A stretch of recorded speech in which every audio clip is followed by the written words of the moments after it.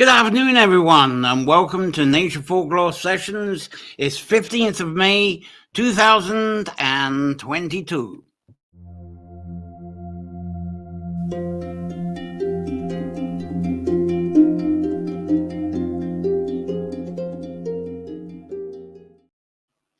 Well, thank you all for joining me here for our weekly time of exploring nature-centered folklore, connecting this within your favorite sanctuary space and expressing inspired visions from your sanctuary through your poetry, your writing, art, crafts, performance, and problem solving. Now, today is part 3 of our Bealtaine series, and it's fairy stories for May today. And let's throw that up again. There you go. That's the top of a dandelion, and it'll come up. But as you know, we've moved out of Carricrory Cottage into a new home, the other side of the Shannon, Leash de Dawn, or de Dawn. I'll get that right. Leash de Dawn. It's in County Leitrim, and it's just a couple of miles from Mohill Town. It's towards the Lochrin Castle. Sorry, I've had quite a rush putting this together today. I'm actually broadcasting from Carricrory. I will be here this Sunday and next Sunday because I haven't really got the internet sorted out in Leitrim at the Gatehouse at the moment. So I'm very limited with photographs. I didn't get the photographs up that I wanted to because there's a lot of unpacking, as you can imagine, trying to get the kitchen in order. But if you catch me on Facebook, you see lots of photographs of the progress since moving in on Wednesday. And it is going to take a while to unpack and explore the area. But the fascination is the townland being named after a fairy mound nearby. Now, I think it was yesterday, I discovered a nearby woodland walk that will take me quite close to the fairy mound that is the actual Leash de Dawn. I'll get the pronunciation right. I haven't been living there long enough. Leash de Dawn. It's not like the Danon, as we say. It's the Dawn. Let's see if I can get this right now. It's easy to write it down, of course, but to actually say it. The Dawn. That's it. I'll get it by the end of the show anyway. Anyway, as I say, I'm back at Carricrory here. It's a beautiful sunny day out. I've got a few things to collect here from the studio and take back, and I've got to do the same next week. So it's going to take these 2 journeys for me to fully get all of mine, get our stuff out as well. And I'm going to be trying a few options of broadcasting from Leash de Dawn.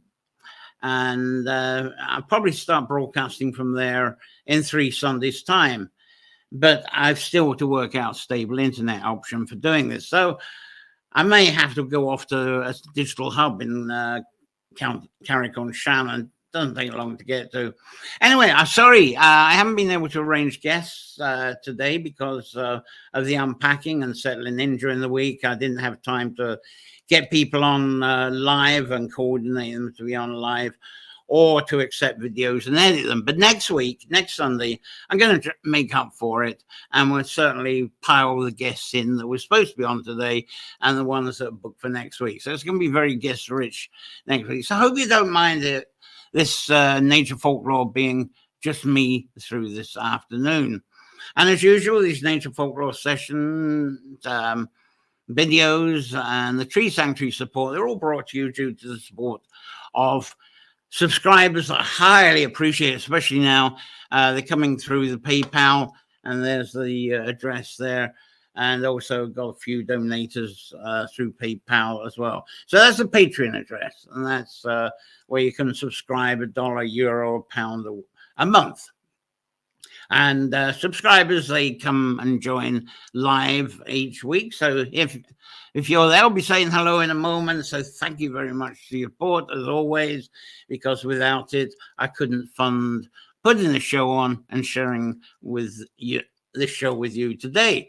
So let's see what early birds are here on this beautiful day in Ireland. Looks like it's quite a few people here. Lovely to see you all. Let's see who's on.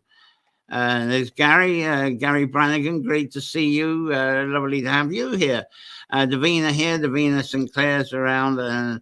Sherry, good morning, John, everyone. Weather's crazy here in Maine. 87 yesterday and 51 today.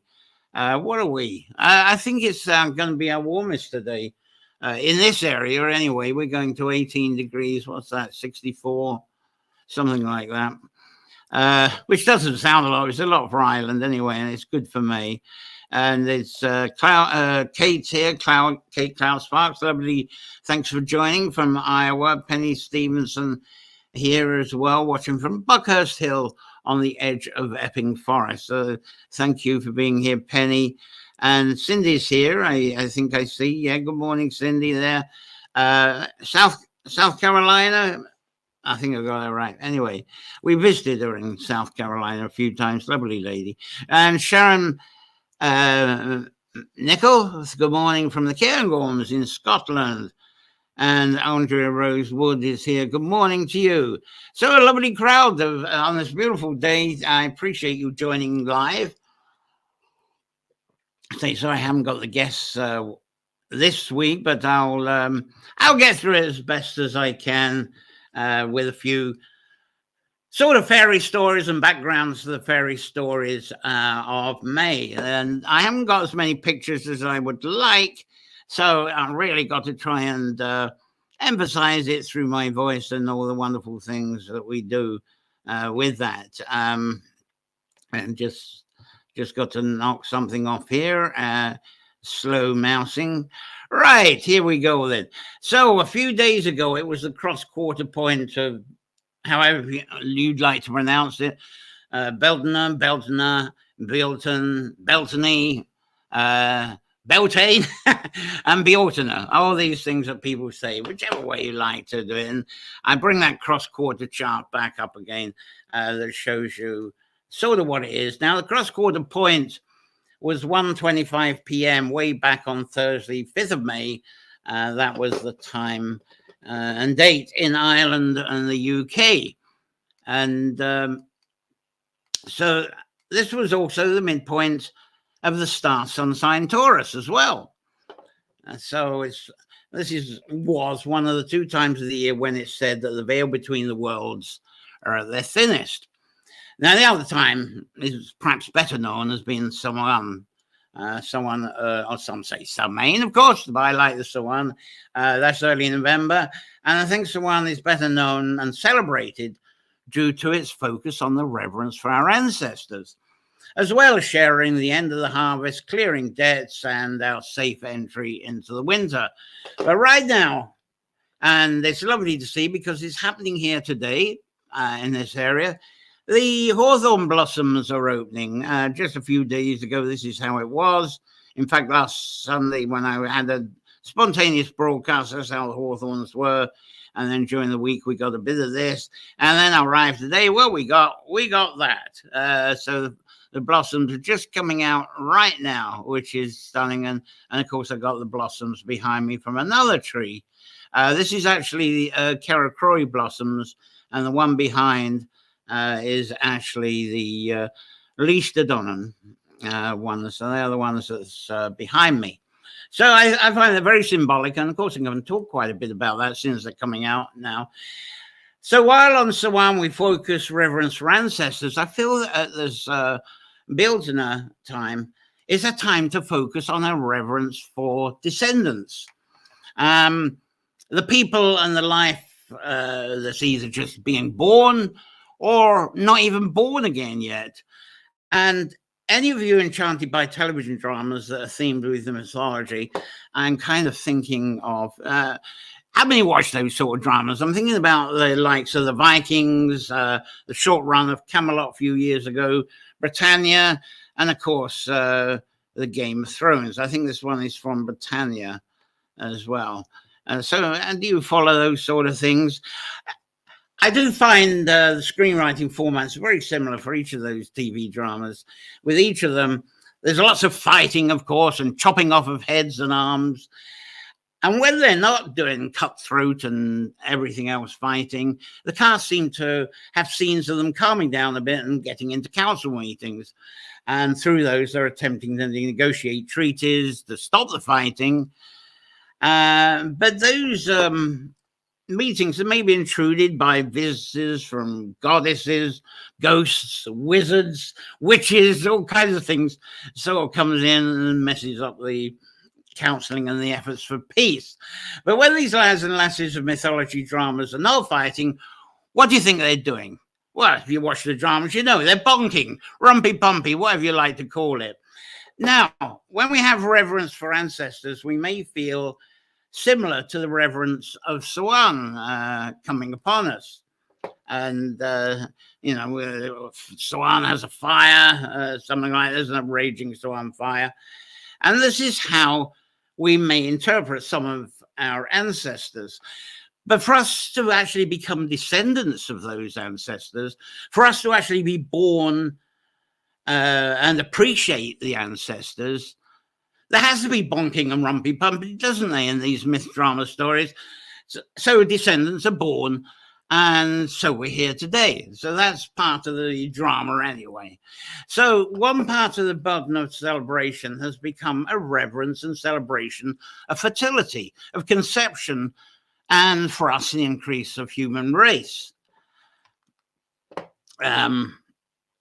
And we sort of celebrate the Trinity a bit as part of that at this time. Bit of an out of sync picture there, but anyway. So I feel that Bealtaine is also celebration and appreciation of what's happening, not with just us, but with all of nature. And I'm thinking of the sprouting seeds, the buzzleys pollinating the pollen, this sort of thing that's going on right now. We're seeing a lot of it in our gardens. And then when the birds' eggs, they're hatching. And Gary has been putting up photos of his little chicks that are growing in his garden there. And there's all this new life that's coming forth and growing. So Bealtaine and the earlier May Day that we celebrated, we're really focused on prayers, wishes, and requests for good health in all the new things that are born. And part of this is good wishing for good yields. And we certainly are got a bit of concern for food security at the moment, haven't we? Especially of cereals or flowers, that type of thing. But also the fruits, veggies, and cereals. So at this time, we're all wishing for great summer, great harvest, and that will keep us through the winter and beyond. And for all this to be grown safely, be abundant, and then the huge celebrations of this, it's not that long away. It's amazing. The growing season is pretty short, and we start celebrating all this with the first harvest of Lunar onwards. So this is a wonderful time for bees and pollinating insects to work well with the abundance of pollen that's available. I like this clock. There you go, clock dandelion. Because the yellow dandelions, they were yellow around May the 1st, but now this is what we're getting. And they're blowing in the wind. We've had quite a bit of wind the last few days. And there's more. And we're getting the butterflies as well. They're also doing the pollinating. Fabulous stuff. I love seeing all this. My favorite month, my favorite time. But really, if there wasn't this pollinating happening, we'd all starve. We wouldn't be able to exist. So it's worth having a reverence, I feel. And to have blessings during this time also for animals reared. And we've had certainly the lambs and cattle are rearing, animals are rearing. So we want them to stay healthy. So we have reverence and blessings for that, for their strength and their growth to be replenished and everything sustained as well. So let's see, is there any more comments? Anyone else arrived since doing that? If I missed that, no, it seems everyone is kind of listening very intently. Ask any questions as we go. Now, what should I talk about now? A lot of people at this time, they tend to be focused on fire festivals. And let's get to a pictures on, I got something to say. It's not long since the Yushnik Fire Festival was on. I know Gary was there and some of you watching might have been there. So there's this huge fire festival at Yushnik and in other places as well. I've seen some wonderful photos of this going on in other places. But as I pointed out last week, I believe fire is only half of the vision of this time. because this is a time, especially at this time of year in Ireland, when the sun truly warms the frost and the dew. I think our frosty days finished at the beginning of the month, and by the long-term weather forecast, I don't think we're going to get any more frost this month. Sometimes we do get a few. 2 years ago, it was chronic for frost. But anyway, we're doing well. The fruit blossoms are staying on the trees, so I think it's going to be a very good fruit year this year. But we are getting dew. We're getting the early morning's dew, so the sun warms this up. We've had a bit of fog as well, and so this is very much. This May time is when this really happens. So you've got this combination, not just of warmth, but this warmth on cold water. And when the water and the flower petals and the stamens get warmed up in the dew, there we go. There's some morning dew there, and there's some right on the petals themselves. What happens when the sun comes down and that warms it up? The flowers become more fragrant, and more fragrant petals and stamens. What happens then when they become more fragrant, thanks to the warming of the water there? More buzzards, more bees arrive and do the pollinating. And so there we go. There's one example of fantastic fertility. There's something weird going on my screen. Is your screen of me okay? It looks like half of something is going wrong. Can you tell me it's that side? There's something going very weird. I'm not getting the full screen. Is it looking all right to you? It's, I don't know, something very odd showing on my screen. It's as if you're only getting 2/3 of me. What I'm going to do is actually change the background setting to those blow away dandelions, see if that improves it, because it's looking very weird here at the moment. Let's see. No, that's still very strange. Something is in the way of my screen. I see what it is. Yeah. Right. We're back on track. Very good. Sorry for that pause there, but it's getting the tech things in order. But as I say, with pollinating, fertility with pollinating, the off that goes in the wind is going to be reseeding. So suddenly everything becomes more alive, doesn't it? So I'm going to focus a bit more on this warmth on water time that happens at this season. And as we hold visions of the sun or fire as heat on water, what do you think happens next? When there's heat upon the water of frost and dew, we get a lovely sort of photosynthesis situation. The rising tree sap happens. And that happens especially from the last new moon. We're coming up to the full moon now, and during the last couple of weeks, the sap's really been increasing its rising. If anybody's been tapping trees, they've probably been getting a fair bit. So this increased photosynthesis happens, and one of the reasons we've got many blossoms on the fruit, I think, is because of this moon timing, and the leaves are really bushed out a lot, and it's all been during the moon, this part of the moon cycle. So, and also you get some warming of the soil, warming water in the soil, and that incubates and germinates the seeds that's in the soil. So that's why this is a fabulous time in this area to start getting the cereal seeds out, because they'll be warming up quite well. It was probably a bit earlier this year, probably after the first week after the last new moon might have been pretty good. I would say if you go by the moon cycles, give it a few more days. We've got some real warm weather coming up the week after next. So I think this year, if the cereal seeds aren't in, that might be the great time. But it's something we celebrate at this time. And many people, maybe like me, and they have this vision and believing that this May time, and the whole of May is known as Bealtaine in Ireland. It's all about warming and life awakening. Sometimes it may seem like the weather is depriving us of this. We've had in midweek, we seem to get lovely weekends, and then midweek a bit cool. That's been the pattern so far this month. But really, May is just right as far as the weather, as far as I'm concerned. So overall, May wakes up the life of what we may call the fairy realm, and I had some lovely pictures of fairy realm, which I was going to show up. Let's see if I can quickly touch some artist impressions of fairy realm. Is there any fairy realm about? I thought I had something about. There were some lovely ones. They seem to have fairy realm, as fairy realms do, have kind of. Let's try these. I'm going to try these. They're just artist impressions. And whoa.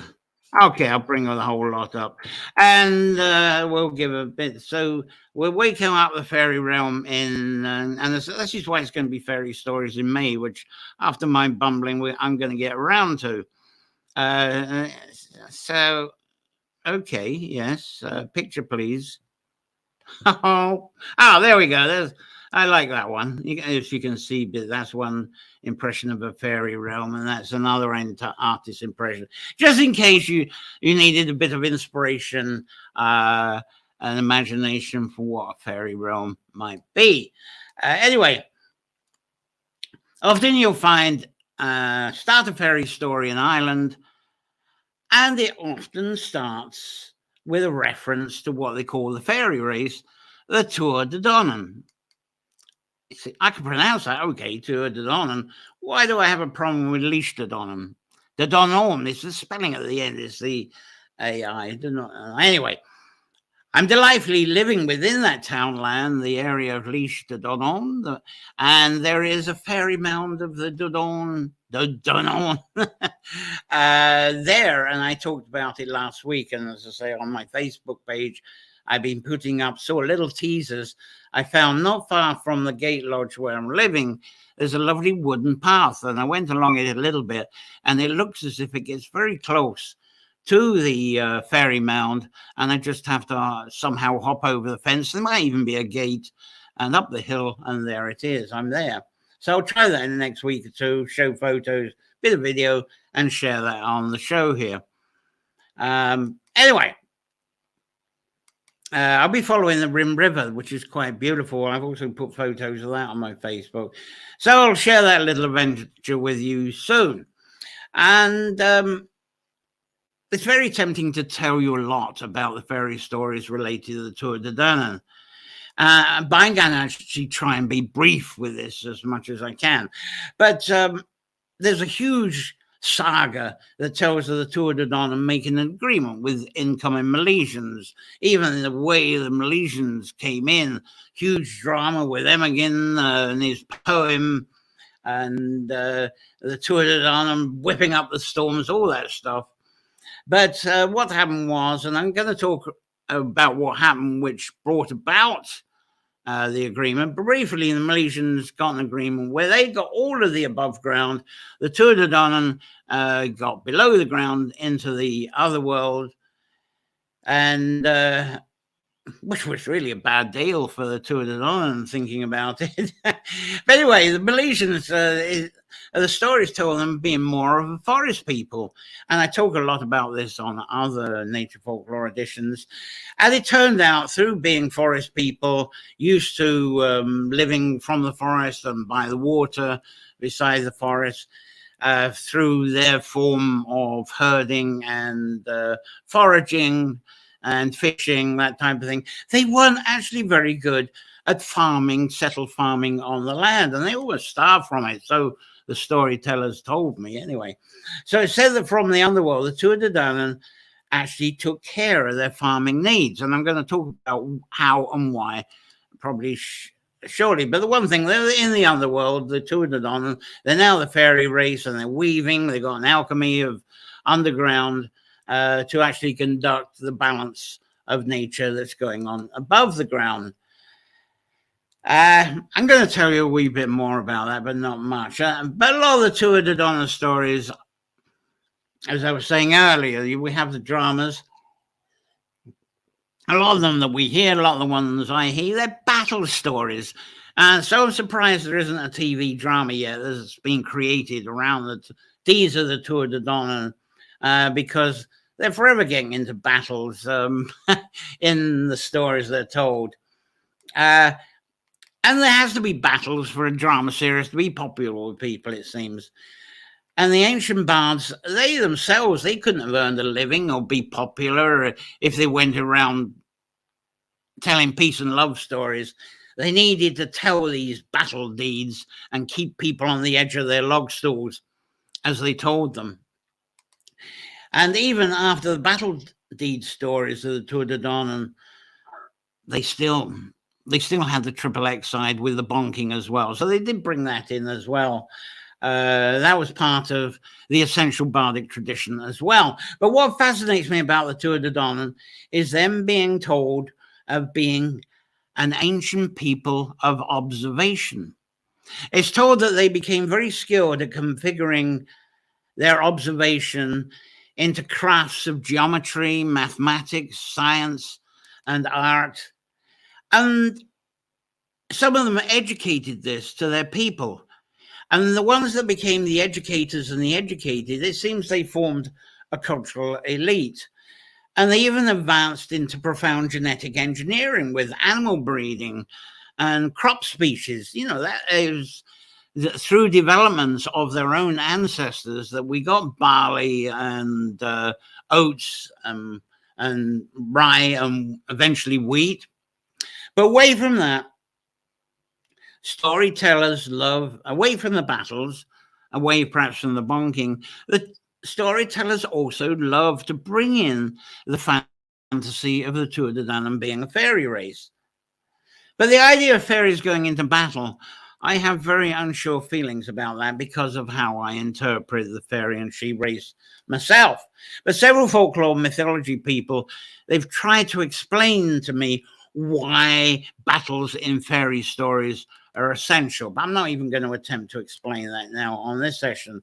So for now, I'm going to wind up the Tour de Danann and Milesian saga before I get too much into this, because there's so many. You could go on for hours talking about those characters. But as I understand it, from the stories I've been told, the Milesians, as I mentioned, they were tree people. And on other nature folklore editions, I talk about Mill's father being half hazel and half human. And that these mill people may have been the ancestors of the Gaels and of the Gaelic language of today. Anyway, I want to stick with trees now. Not hazel trees, but the glorious hawthorn trees and their beautiful blossom at this time. So let's see what you're saying with from my rambles right now. And let's see, where do we get? Someone said, right, that's right. You captured it. The one thing, the white. What's the white line on the right? The screen is missing. Yes, it doesn't look too bad. No, it was okay, wasn't it? Anyway, we got it sorted. Thank you for pointing it out. I should have looked at your comments as I was nattering away. Terrell Fern here. Good morning from Toronto, Canada. Been a while since I caught your Sunday session. Great to see you. And for those who just joined, sorry I haven't got a guest. It's just me.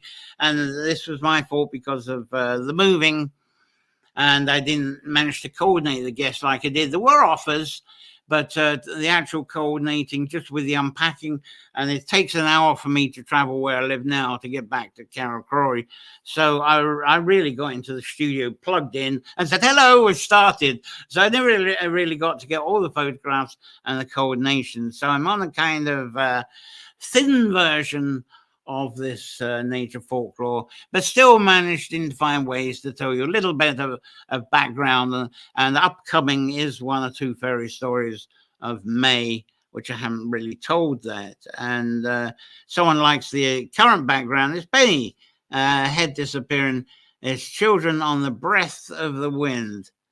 And Susan Craw's got Fairyland in the background growing, which is what we like to hear. This is very much the heartbeat of nature folklore, to get those experiences and your experiences of that.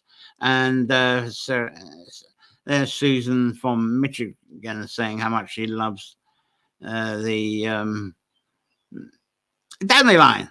Right, here we go. Penny loves the picture of dandelion seed head as well. Oh, yeah, I mentioned about that one. Fantastic. We've still got pretty good signal going on, so I'm thrilled about that. The broadcast is working very well. Now, actually, it looks like I'm going to go back into the Tour de Danann for a little bit. Because I wanted to, I said it was Hawthorns, but this is definitely a foundation story, I think, for this time. It's quite a vague story because I don't think it's in any of the major annals and masters. Yet, the bit of the story I'm about to tell, it stayed on within the realms of local folklore, which is where most of the stuff I share with you is what I've caught from storytellers over the years, because I've not been much of a book studier on this. So I've been told bullshit. I'm passing on to some of the bullshit, but when I get to see the annals, it's amazing how close it is from what the scribes wrote down. Anyway, I'll discuss that other times. Now, there's a few stories that actually seem to focus around Kerry. It's Kerry children have put variations from what I'm about to share in the duchas.ie. I haven't got the thing, but duchas, duchas.ie. And there's a collection of folk tales told by children. And imagine folklore.ie's got quite a few references as well. But during the May Day edition, I talked about the reverence and celebration of the Maybush. And the Maybush was getting some sticks, getting some branches, something that the children did and do a lot. And it started getting revived in Wexford and spread around the country again. So this is getting very popular and pulling sticks, often they're live sticks. So careful, parent supervision needed so children don't wreck the hawthorns and the other trees. But they're put into a pot and dressed up with yellow flowers on the eve of May Day, and showed with pictures, eggshells, ribbons, others kinds of decoy. It's amazing how it resembles Christmas tree, doesn't it? But this is for May. And then it's left outside, or what children used to do, and I talked about this on the May, is go door to door, but I won't go into that tradition here. But today they tend to leave these tied to a gate or tied to the fence or the hedge and put out on the eve of May Day. And then when they get up in the morning and go outside, they miraculously find that maybe some fairies popped by during the night and left gifts on their Maybush. And but following that, on the May the 1st, after picking up the gifts, that evening, the Maybush gets burned.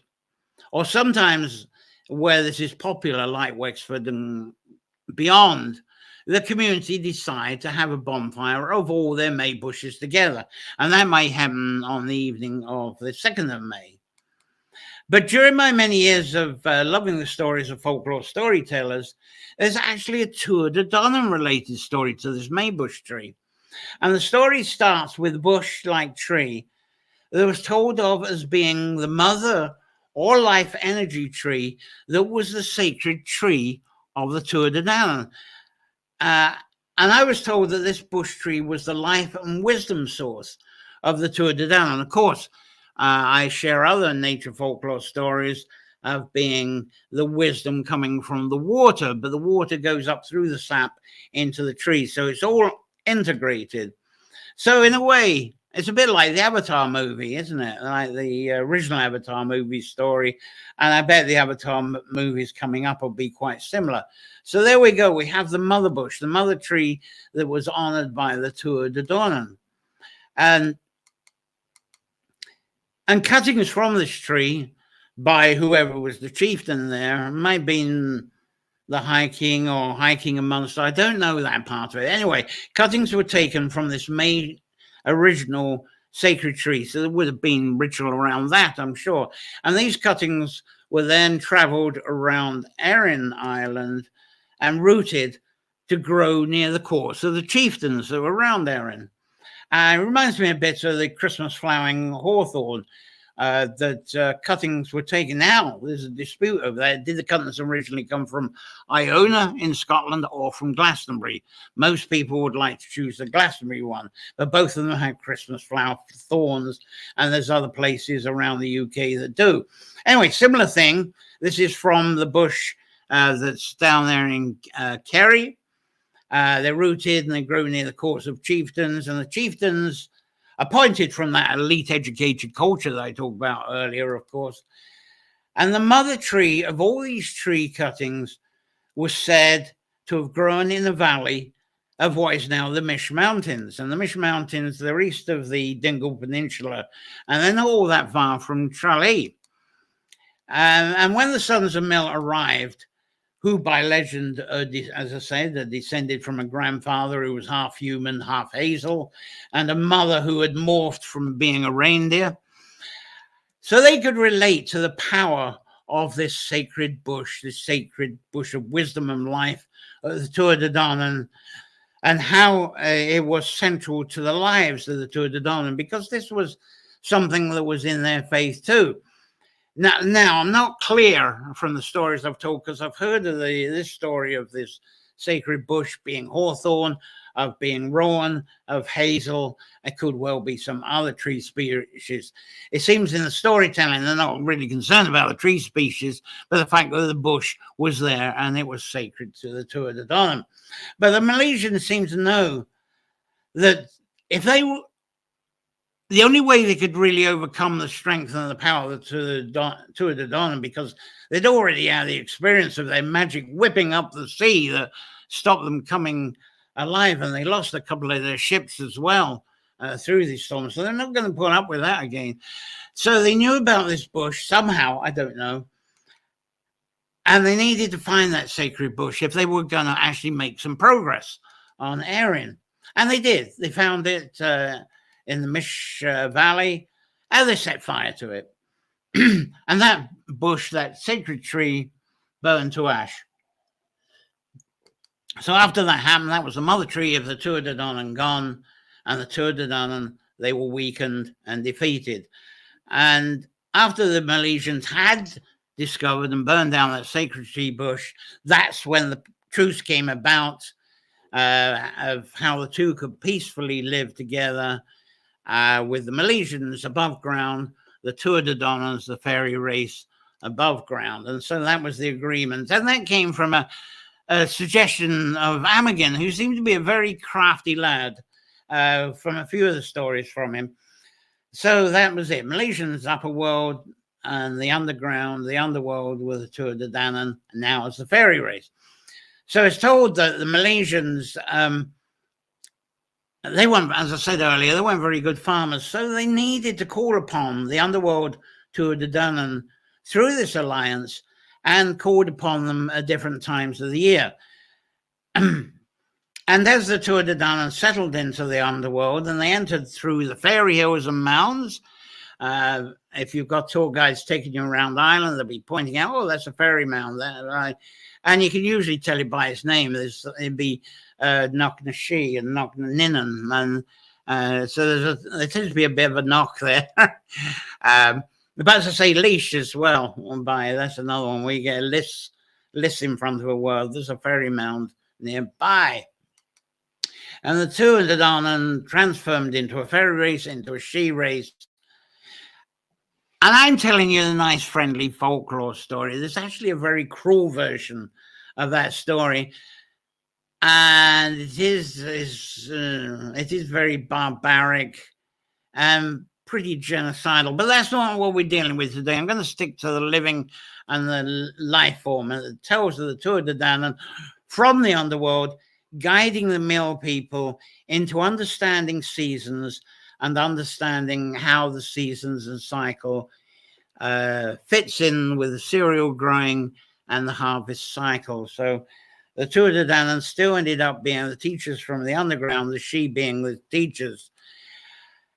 And that's why we seem to have stories and celebrations to honor and revere the 4 annual cross-quarter seasonal celebrations we have today. Imbolc, Bealtaine now. We'll have Lunarsur as well at the beginning of August, and so on, of course. So those are the 4.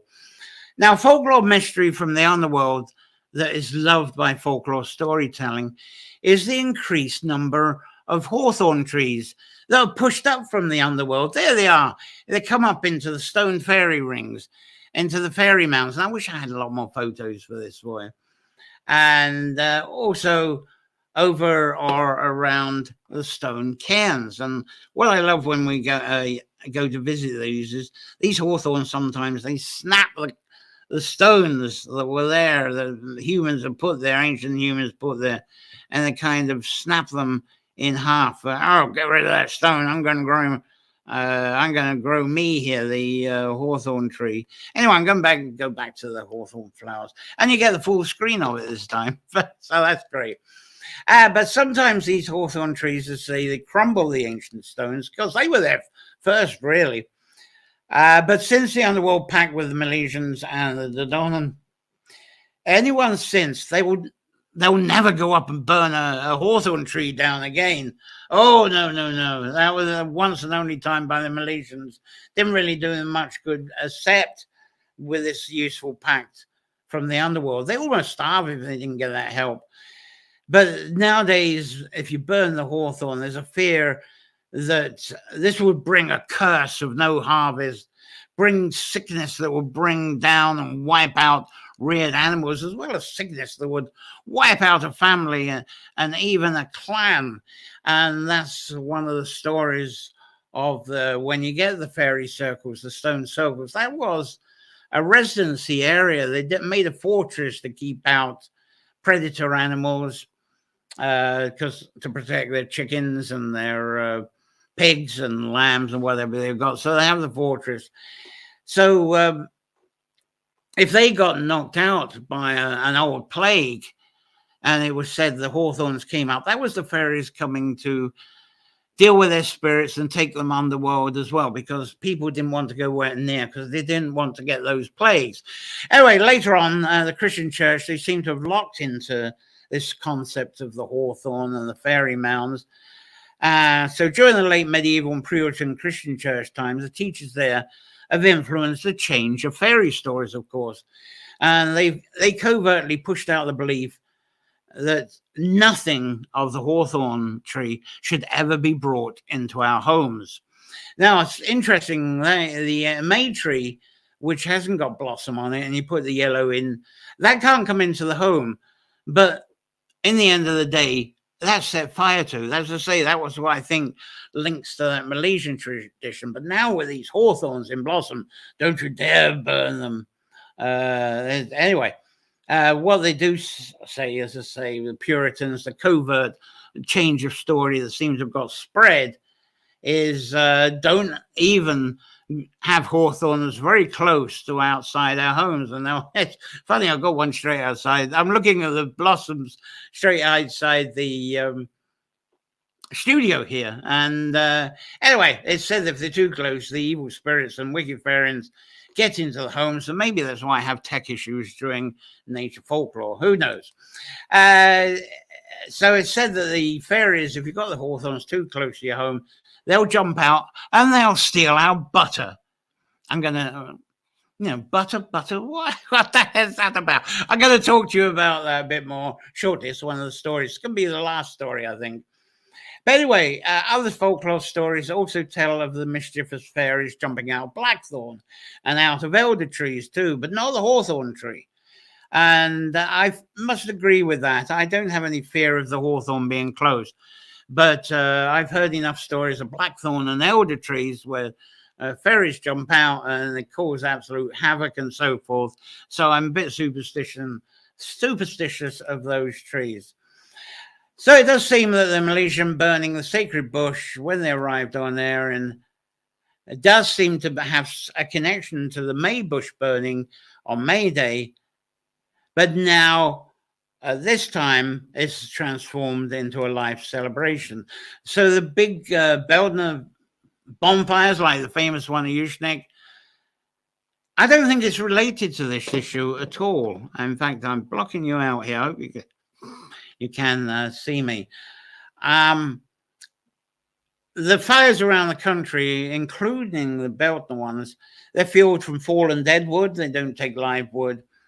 And also dead wood gathered from the shorelines, bringing for these symbolic fires. But the one thing that will not burn on these fires is hawthorn wood. Though these days, like I don't know, Yushnik, do they? But I know in the regional fires, the wooden pallets get there. They find their way into the mix as well. And because ancient people didn't have clocks, this was very important. They didn't have clocks, didn't have printed calendars. So how did they know when these cross-quarter times happened? The elite educated ones, the people we call the Druids, the shamans today, they learned and understood and created the charts to help know when the cross-quarter times and other astronomical positions were relevant for lighting the fires. So they would light the fires near their own courts, such as Ushnik and Tara. Those fires being high up, all the other high peaks around areas would have their fires prepared. When the Ushnik and Tara fires are on, boom, boom, boom, all these fires lit up, and then let the local people know that that's the cross-quarter day and that's the season for doing blah, blah, blah, which in this case, in combination with watching the moon, the most important thing probably is to get those cereal seeds in.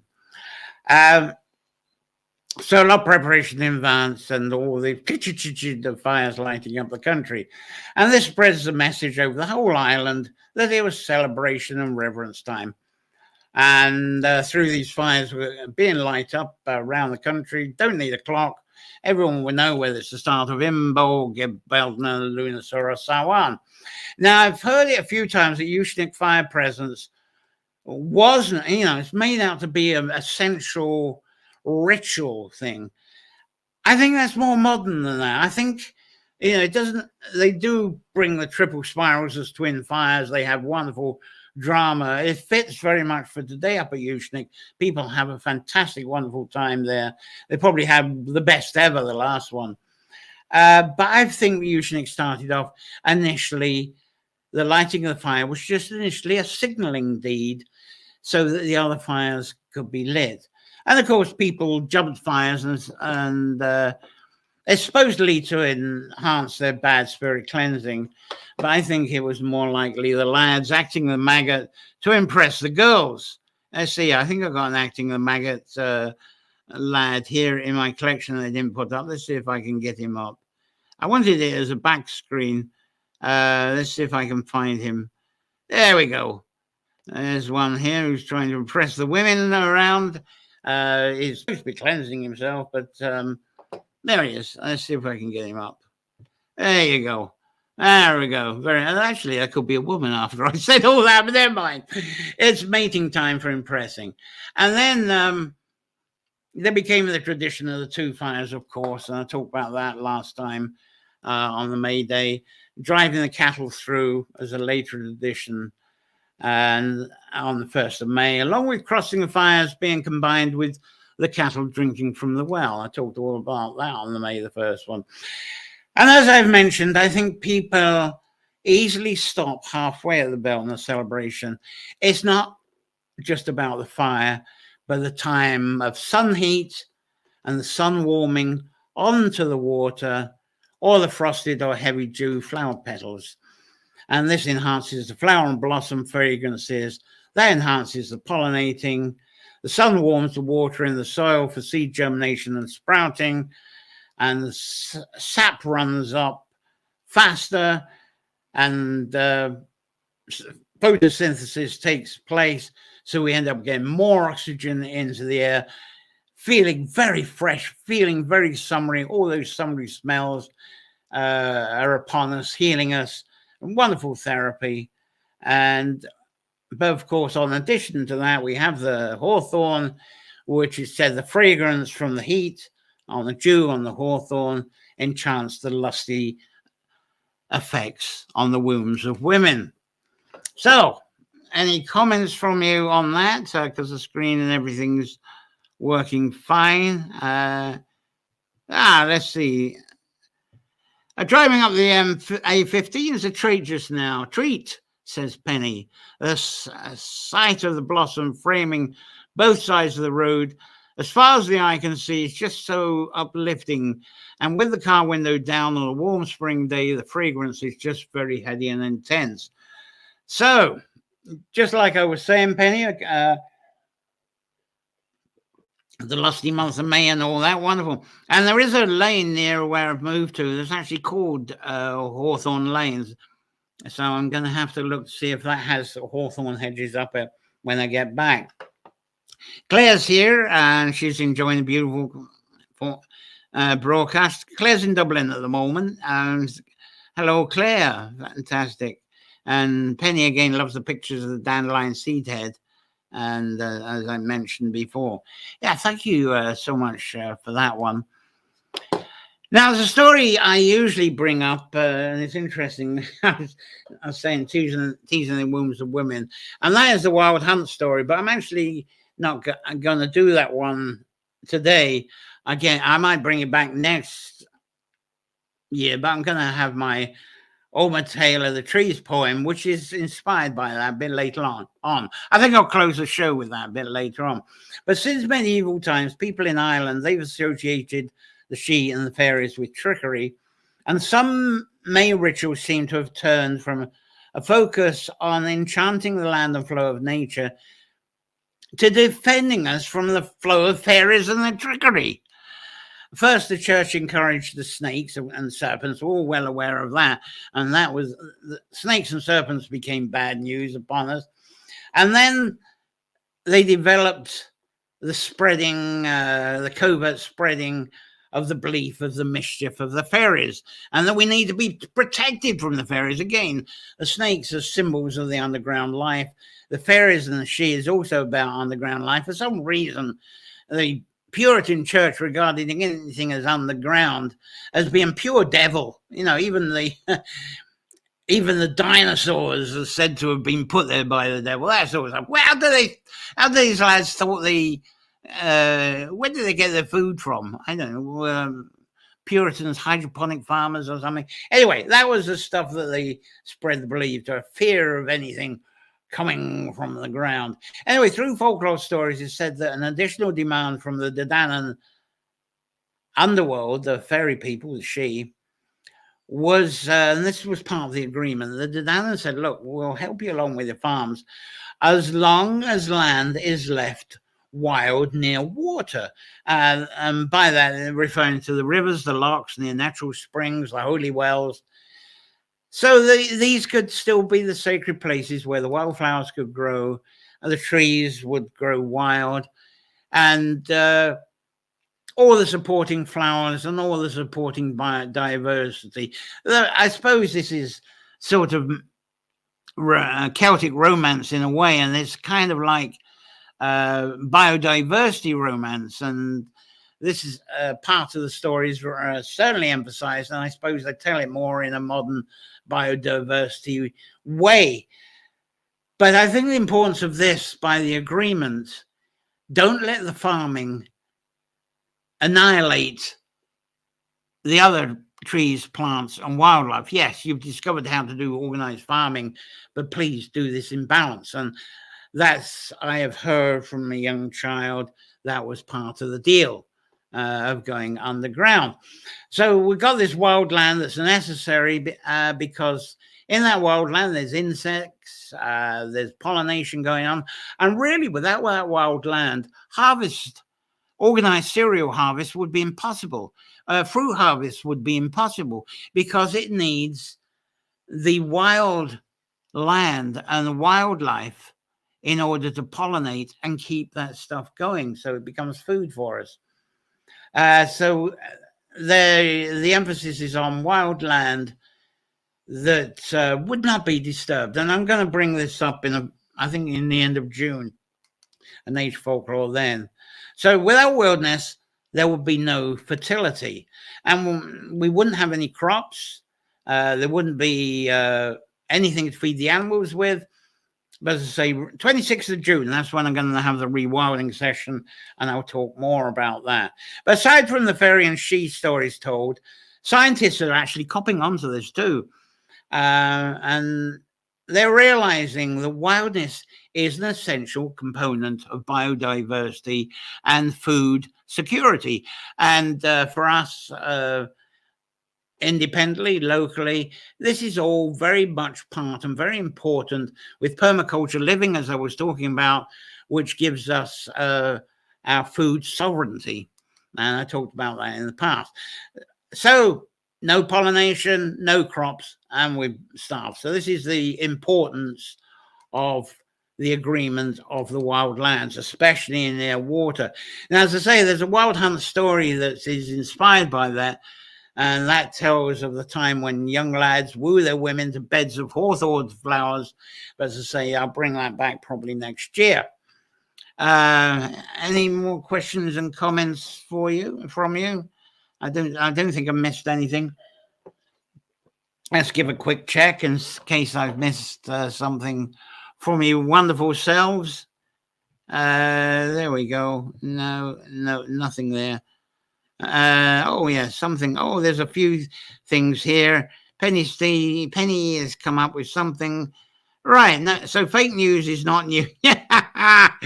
That's why, as long as there's been storytellers. We have wood pigeons returned and nested in a hawthorn row for the past 4 years and raised a chick twice a year each time. So there's the wonderful wildness and biodiversity and new birth, everything going on in the O'Branigan garden the way it should be. Absolutely fabulous. Thank you for posting that, Gary. It's wonderful. Yeah, fabulous. So now, as an extension to this, any of you are following the Ditch Witch, Tara Tyne, wonderful video maker, Ditch Witch. Just go, if you go into YouTube, search for Ditch Witch, or even yes, Ditch Witch, and Tara Tyne. She's very funny, and she's really learned how to make great videos very quickly. But she's a natural entertainer anyway. She was into music, but she's quite a comedian as well. But she can put on a minute or two of video, and it seems like clowning around. You realize at the end of the view, I've learned a lot by that. So it's fantastic. But recently, a few days ago, she produced a short but very funny video interpreting the tradition of bullying. And bullying, if you think about it, it's actually derived from an ancient word, bow. And bow is an ancient Gaelic word for cow. So in short, the way that she told it, and you'll have to see the video. I wish I could show it without there being copyright intrusion. I would have loved to have just shown you and shared it. But anyway, in short, farmers' daughters, they ended up having the job of taking cattle up to the top of the hills for grazing, which is where they would be in the summer. And as I explained, I think, a couple of weeks ago, I think, it's the reverse on the Burren in Clare, where the cattle are actually brought down. So I don't know what they do. And you'll understand with the story, what the heck do they do for bullying in Clare when they're actually bringing the cattle down? I can't imagine this going on in winter up there. Anyway, let's stick to everything other than Clare Burren with this story. So there's the daughters. They're taking the cattle up the hills for grazing through the summer. And meanwhile, the farmer and any grown sons and his wife, they'd all be tending to the crops down below. And getting the cows out of the way would not be a distraction or even a destruction on the crops. It all goes hand in hand. So off goes daughter with the cow up on the hills.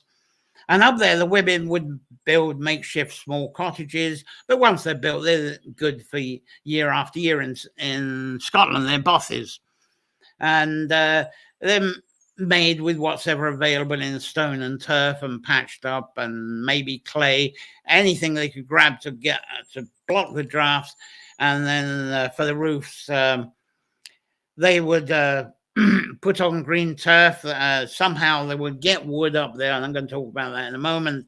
And they would have the turf and sod roofs, and so that they would be sheltered from any winds, midges, evening, morning midges. But then when they're there up in the hills, how did they eat? How did they eat?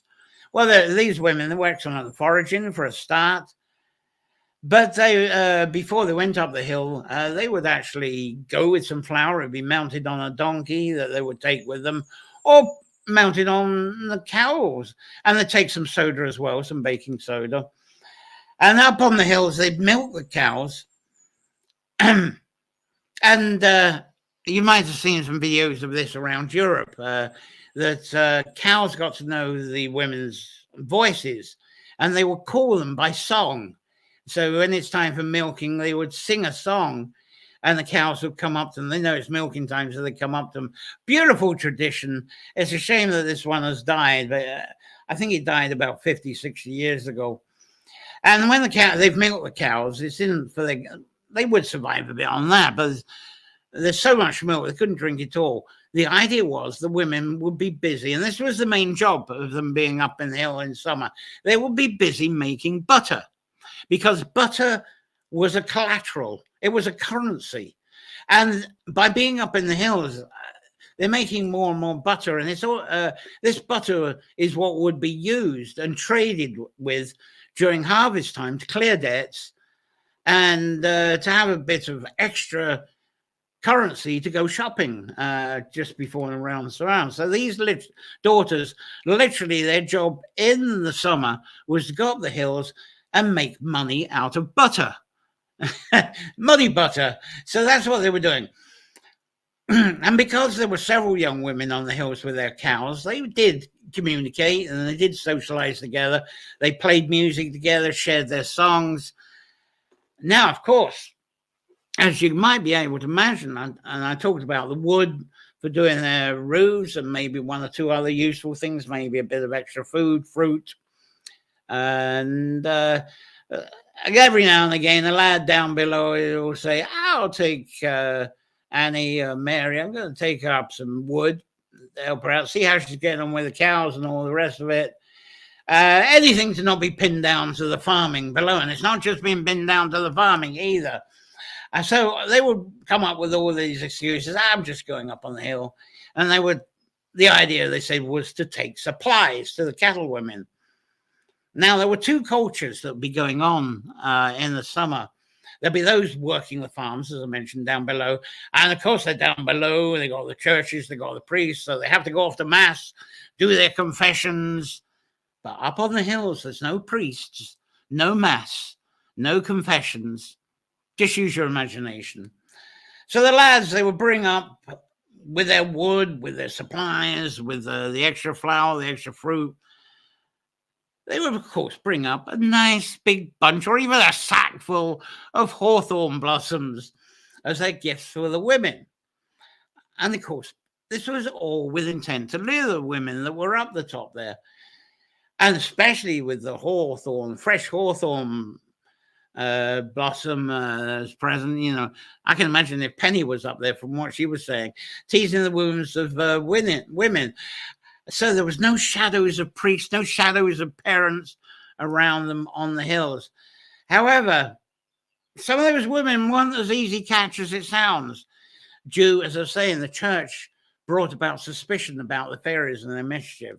And some of those women have been enchanted by their superstition. And when they see the lads with the hawthorn and getting too close to them with the hawthorn, rather than teasing their wounds, which you probably would do, that was perhaps overcome with the fear that the fairies would jump out of the blossom and would run into their stash of butter and steal it, because they were up there to make money with the butter. They didn't want no fairies coming along. You know, it might be a nice, handsome young lad and the rest of it, but the family were relying on this butter, and there's no way they were going to risk this with the fairies jumping out of the blossom. But anyway, usually the lads arrived, stayed a night or two, and maybe help with the roof, the door, and other stuff in the day. And after the night or two, and yes, I say use your imagination, he would go back down the hill. And as soon as he's going down the hill, the women discover that some of the butter has gone too. But of course, it wasn't this nice young lad stealing the butter. How could it be? How such a nice young lad do such a thing? It was the fairies in the hawthorn that had stolen the butter. That was what they believed. Right. I've, as I say, I haven't got any more pictures for you. Any questions on that? I'm still one of two of you, still some of you around on this live show. So as I say, I got this, I'm sorry I haven't got the pictures. I've got this lovely background. So this is relevant for now. I haven't got the cover picture, but from time to time, I bring reference to my Bathing in the Vase breath book, and half of that is the Oma Tale of the Trees.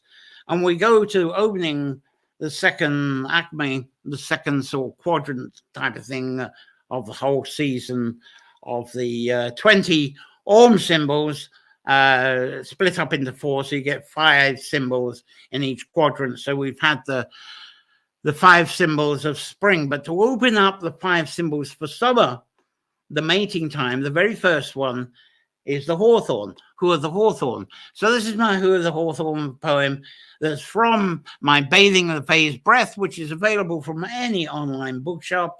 It's by the Woodland Bard, by the way, not me, John Wilmot. So it's Bathing the Fae's Breath by Woodland Bard. This is Who are the Hawthorn. And I should have some, let's see if I can pitch up a bit of a glass of water before I get onto this highly specialized bit of poetry, which has some music to it, but I haven't got the music for it for today. So this all relates to the hunt, wild hunt, which I didn't have time to tell you about. But I think the bullion was very close to it. So who the hawthorn plays mischievous trickery if we attempt to define what's real and unreal, until we discover it's not a question of how to live, but it's a question that is of our life. Who the hawthorn is full of riddles, lures us, embraces us, then it hides. Fragrances flirt within the wounds of women, triggering sparks of lustful longing of men to join them in the mating dance. From the circles and swirlings of dance, the dances of wonder, hoping and lust. Who pulls away the blanket of time? It's a tease of the fairy folk, they say. A tease of the fairy folk, so mask around the hearth fires, the cattle when stalked with a hawthorn twig or two. Not hawthorn, really. That's bad, isn't it? Anyway, my fire is lit. My bed is made of hawthorn flowers gathered, and I'm far away from any home. She came to me, nighttime, moontime, in the springtime under the starlight, beneath the hawthorn tree. She trod softly over new ferns and shamrock, towards my white chamber, towards my sweet bed, to rest her warm breast with me beneath the hawthorn tree. Now, I'd always thought, and I'd always been told, never to touch hawthorn or I'll forsake luck, that a soul may pass from this earth early, that the water will stop flowing throughout this land. But there's something I feel before I'm too old, that I must lay with the hawthorn, where I will bless hope and heal a broken heart. Now, nobody knows who seeds a hawthorn tree, what sprouts its warning thorn, what scents its embracing blossom, but we know it came long ago. So with hawthorn hands gripped to the earth, our eyes glanced towards the sky. So that is Who the Hawthorn from Ulmer's Tale of the Trees. All right, any more being said by you? Am I catching up with this? I'm not being advised when the news is coming up. No comments. Anyway, as I mentioned at the start of the sessions, Nature Folklore session has been made possible by you lovely Patreon subscribers, which is very essential keeping up on the air. And some people who don't like going through the folklore, this has been very popular. The buymeacoffee.com Nature Folklore. You can do little individual donations of €1, $1, or £1 or £2 through that. It's wonderful. And it all helps to cover my monthly payments to streaming subscribers and other services that I use to make the show possible. So thank you very much for all the help you can give on that. And as I say, buy me a coffee, or there's the Patreon. Either way, fantastic. Now, coming up on the Nature Folklore, and I've actually got a few more pictures for you on this. Next week, that's the end of the Bealtaine series for this year anyway. So that was the last of it for that. So we're moving into the water one. And So let's see, into the water, what's going on here. Let's find it. We're doing women and water next Sunday. And I'll catch up also with the guests who were not on today. So we'll have various guests. I'm going to chase up some women and water people. And we should be very guest rich next Sunday. And I'll still be doing another show from Carrickcrory. I think it's the week after that, when I'll do the best that I can from Leash to Dunollen. Anyway, 29th of, we're going to be on caring for sacred wells. So, Gary, it'd be nice if we can get a word or two from you on that. And we should have Sarah Hemwell back with us for that as well. I think she could well be live again. And then the 5th of June, I start a new series, a very relaxing series.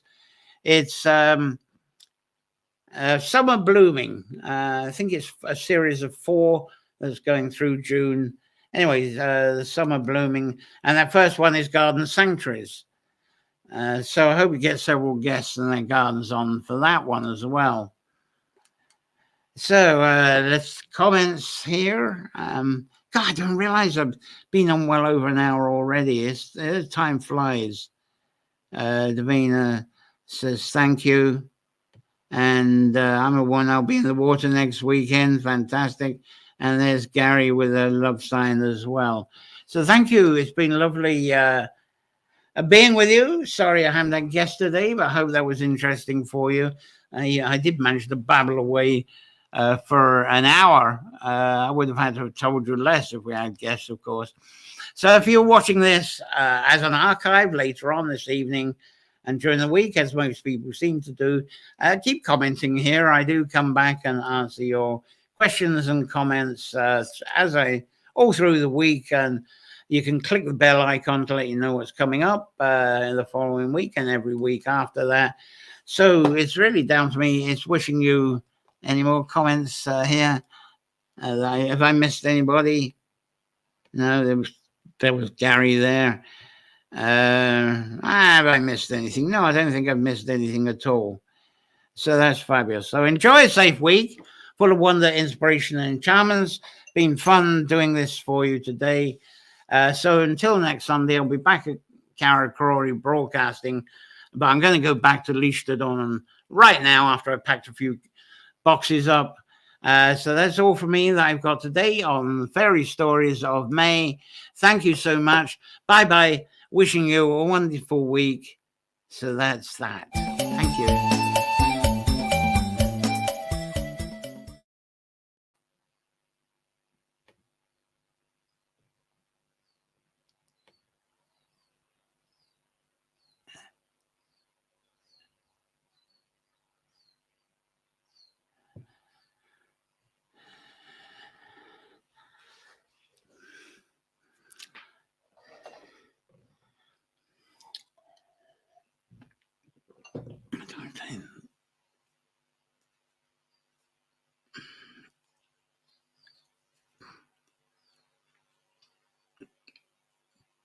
Tarantine.